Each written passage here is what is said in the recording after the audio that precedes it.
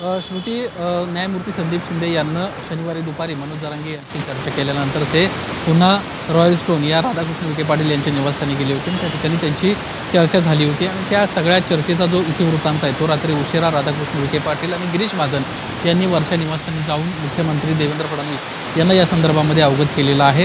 आता पुन्हा एकदा सकाळी 11 वाजता राधाकृष्ण विखे पाटील यांच्या निवासस्थानी बैठक पार पडते. या बैठकीमध्ये मनोज जरांगे यांच्या ज्या मागण्या आहेत त्या संदर्भामध्ये सरकारची काय भूमिका आहे आणि अधिकारी यांचं जे म्हणणं आहे या सगळ्या विषयासंदर्भामध्ये सर्व मंत्र्यांसोबत आणि त्या समितीच्या सदस्यांसोबत चर्चा होईल.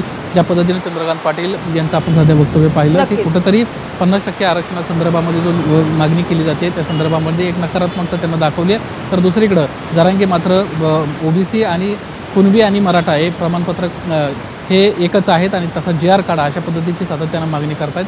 या संदर्भात काही या बैठकीत निर्णय होतोय का हे पाहणं महत्त्वाचं राहणार आहे. निलेश, त्यामुळे जरांगे त्यांच्या मागण्यांवर ठाम आहेत आणि आता सरकार